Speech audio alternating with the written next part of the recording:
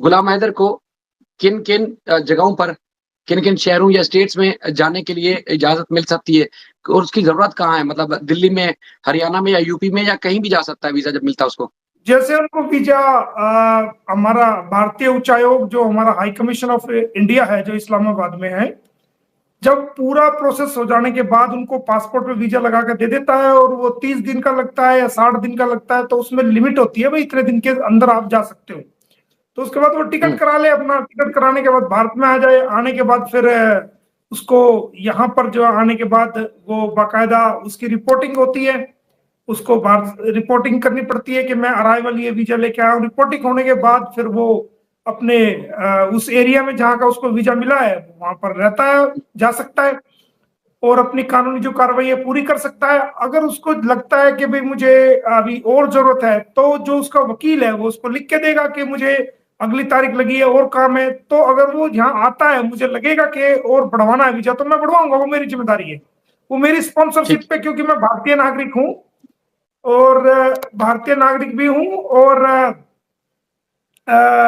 उसका वकील भी हूँ, कोर्ट में केसेस है, तो मेरी रिकमेंडेशन पे, क्योंकि भारतीय नागरिक कोई भी अपनी रिकमेंडेशन देता है जो रिस्पॉन्सिबल पर्सन है, तो उसको कंसिडर किया जाता है कि उसकी जिम्मेदारी होती है, उसको उसकी रिस्पॉन्सिबिलिटी मानी जाती है कि इसमें भारत में ये जिम्मेदार व्यक्ति इसका है और इसकी रिस्पॉन्सिबिलिटी पे इसको वीजा दिया जाता है। तो मैं भारत का नागरिक हूं, तो जो मेरी जरूरत के मुताबिक होगा मैं उसको उतना एक्सटेंड करूंगा। सर, गुलाम हैदर को किन किन जगहों पर, किन किन शहरों या स्टेट्स में जाने के लिए इजाजत मिल सकती है और उसकी जरूरत कहाँ है? मतलब दिल्ली में, हरियाणा में या यूपी में, या कहीं भी जा सकता है वीजा जब मिलता है उसको? जरूरत नहीं, कहाँ है उसकी? ऐसा होता है कि भारत और इंडिया के बीच में ही केवल ये फड्डा है, इनके बीच में ये परेशानी है कि जो भी पाकिस्तानी व्यक्ति भारत में आएगा वो जिस शहर का वीजा लेगा उस शहर में ही वो रह सकता है। उसके अलावा अगर वो दूसरे शहर में जाता है तो उसका बाकायदा अलग से परमिशन लेनी पड़ेगी या उसको वीजा लेना पड़ेगा, तब जाएगा।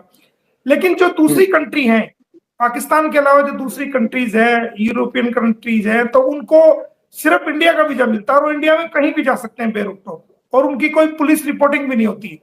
लेकिन पाकिस्तान और इंडिया के बीच में ऐसा है, हम इंडियंस भी अगर पाकिस्तान जाते हैं तो जिन शहरों का पाकिस्तान का हमें वीजा मिलता है, तो हम केवल सिर्फ उन्हीं शहरों में हम जा सकते हैं, उनके अलावा हम किसी और शहर में नहीं जा सकते। ये चीज है, तो ये मतलब दोनों ये के बीच में ये है।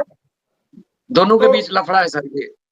हाँ, ये 3-4 जगह का जहां जहां जरूरत है, जहां गौतम बुद्ध नगर के चल रहे हो हमने वहां का वीजा है, उसका दिल्ली का है, पानीपत का है, फरीदाबाद का है। तो जहां जहां सिर्फ जो लीगल रिक्वायरमेंट है हमने वही रिकमेंडेशन किया। अगर इसके अलावा कहीं और की जरूरत पड़ेगी तो वो मेरा काम है, मैं अपना आप करा दूंगा, उसकी सर दिल्ली से मैं परमिशन करा दूंगा, सर मैं अपनी जिम्मेदारी पे।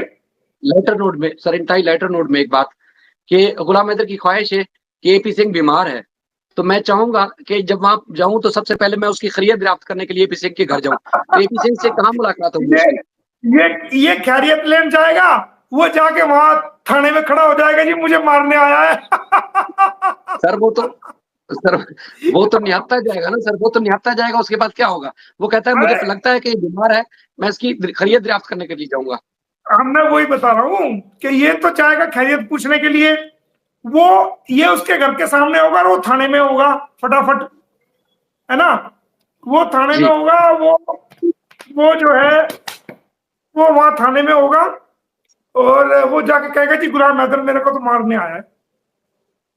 तो लेकिन ये है कि गुलाम हैदर बड़े दिल का है, बलोच है, और वो कहता है जी मुझे कुछ भी हो जाए लेकिन मैं इससे मिलने के लिए जरूर जाऊंगा, कि मुझे पता है पागलपने का वो तो शिकार है, बीमार है, नफसियाती है, वो तो मैं चाहूं इससे वो जाके इसको वो तो तीमारदारी कर दूं। वो, वो तो मैं कोर्ट में मिलवा दूंगा ना, जब कोर्ट में आमना वो सामना होगा ना, मेरा एपी सिंह का और गुलाम हैदर का, सीमा हैदर का जब आमना सामना होगा, तो जब कोर्ट की पेशी खत्म, कोर्ट की सुनवाई पूरी होने वाली होगी, तो मैं कह दूंगा जज साहब से, मैं जज साहब ये गुलाम हैदर की इच्छा है जरा इससे बात करने की आपके सामने, कल कोई एलिगेशन न लगा दे जी मेरे पे हाथ उठा दिया, मार दिया।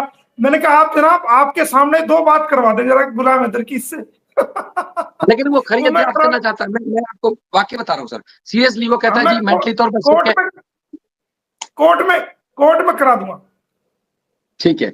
अच्छा सर, दूसरी बात ये थी कि आपको मैं कह रहा था कि जैसे गुलाम हैदर की ज़रूरत 3 जगह पर है। एक दिल्ली में मुमकिन तौर पर, बाकी हरियाणा और यूपी में ज़रूरत है, इसके अलावा कहीं और जाने की ज़रूरत नहीं है उसको। नहीं, कुछ काम तो है नहीं, कुछ काम अगर कानूनी पड़ेगा, अगर मान लिया कोई केस में जरूरत पड़ती है, जैसे खुदा ना खास्ता अगर हम नहीं जीतते हैं, वैसे तो हुँ, मोमिन हुँ। मलिक जिंदगी में हारा नहीं है, लेकिन अल्लाह एक नहीं हराएगा परसेंट सर। हाँ, 1% अगर मान लिया कोई ऑर्डर ऐसा है जो हमें हाईकोर्ट में लेके जाना है, तो फिर उस हुँ, हालात में हमें लखनऊ का वीजा लेना पड़ेगा, दिल्ली का वीजा हुँ, लेना पड़ेगा, हुँ। चंडीगढ़ का वीजा लेना पड़ेगा। तो वो जहां हाईकोर्ट है, फिर उसकी जरूरत के मुताबिक जो वो कोर्ट के ऑर्डर्स होंगे, वो लगा करके हम वहां का वीजा ले सकते हैं, नो प्रॉब्लम। तो सर हर स्टेट में अपनी-अपनी कोर्ट नहीं, हाई कोर्ट नहीं है सर? हर स्टेट में जैसे यूपी हाँ, की हाई कोर्ट। यूपी की हाईकोर्ट है, यूपी की अलग हाईकोर्ट है, दिल्ली की अलग हाईकोर्ट है, हरियाणा की अलग हाईकोर्ट है, हर स्टेट की एक हाईकोर्ट होती है सिर्फ। सही है, ठीक है। जी। अच्छा, तो उसके लिए जाना पड़ सकता है। हाँ हाँ। अच्छा सर, तो उसको थोड़ा-सा आगे अगर बढ़े, 2-3 जो यहाँ मेन। यहाँ आने के बाद उसको कोई टेंशन नहीं है, वो मैं बैठा हूँ, सारी चीज अपना आप कर दूंगा, कुछ नहीं, उसको तो सिर्फ साइन करने हैं, और साइन भी नहीं कर सकता तो वो उसका अंगूठा पकड़ पकड़ के लगवा देंगे फटाफट फटाफट फटाफट, जहां जरूरत पड़ेगी। साइन का भी सर झंझट वो नहीं है। उसकी लुगाई ने सीख लिया है, तो क्या आप सवेरे गुलाम हैदर को नहीं आता होगा साइन करना? इस बात का क्या सबूत है उसने सीख लिया, क्या पता वो पहले से सीखी हुई आई हो।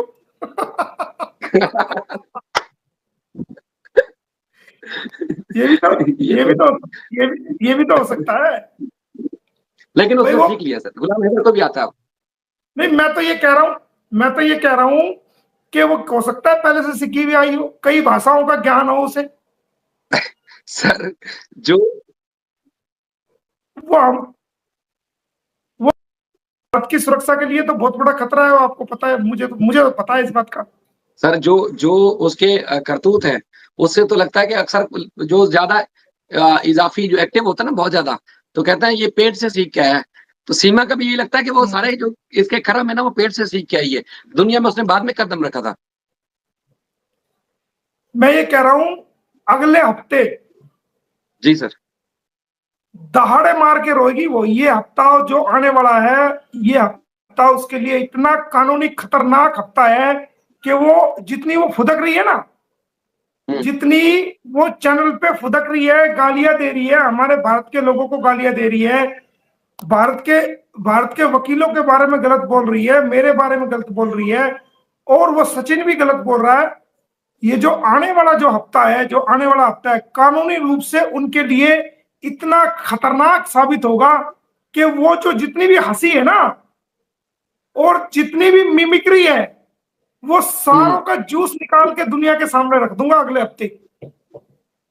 सर असल में कानूनी मैं रूप से, सवाल करता का, का, मैं कानूनी रूप मैं से कान, इस मुतालिक मैं सवाल करता आपसे। मैं कहता हूँ कि इस बात को जारी रखते हुए आप मेरा सवाल ले लें। क्योंकि आप वकील हैं, आपके पास गुलाम हैदर का पावर ऑफ अटॉर्नी है, आप हर चीज़ गुलाम हैदर की वहाँ मैनेज कर रहे हैं, और पहले आप इंडियन हैं, उसके बाद हेलो, वकील हैं, तीसरे नंबर पे गुलाम हैदर के वकील हैं। हम मैं जो अपने आप को समझता हूं कि मैं अपने आप को भारतीय पहले समझता हूं, मैं मुसलमान बाद में हूं, हमने वकील भारतीय कहा बाद सर। में, हाँ, जी, जी। मुसलमान बाद में हूं, वकील बाद में हूं, सबसे पहले मैं भारतीय हूं। सबसे पहले मैं भारतीय हूं। बाबा भीमराव अंबेडकर जो हमारे प्रेरणा स्रोत है, उनकी तस्वीर मेरे ऊपर लगी हुई है। हमारे भारत का तिरंगा देखेंगे आप, ये लगा हुआ है। मैं सबसे पहले भारतीय हूं। गुलाम हैदर ने भारतीयों को पुकारा है,